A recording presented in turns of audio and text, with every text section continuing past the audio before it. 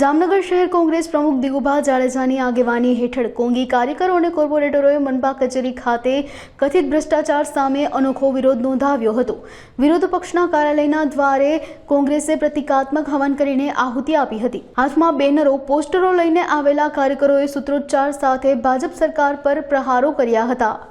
જામનગર મહાનગરપાલિકા તમે જોવો છો છેલ્લા 35 વર્ષથી વધારે પણ ભારતીય જનતા પાર્ટીનું શાસન હોય।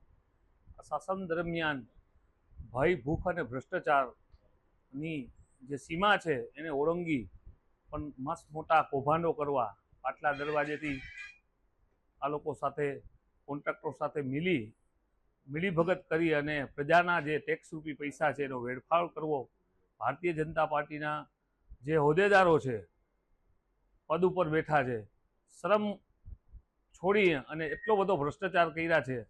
ટેન્ડર પ્રક્રિયા હોય એમાં પણ ક્યાંક ઈલું કર્યા છે।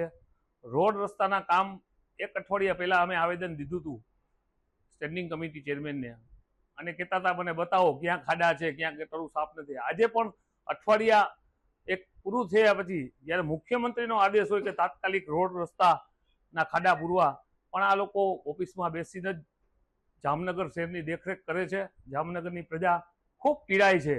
ત્યારે વિરોધ પક્ષ તરીકે મારી ફરજ છે કે આ લોકો જે ભ્રષ્ટાચાર કરે છે એ ભ્રષ્ટાચારને રોકવા માટે જે પણ વિરોધ કરવો પડે, જેલમાં જવું પડે તો પણ આ લોકોને ભ્રષ્ટાચારથી અમે રોકશી।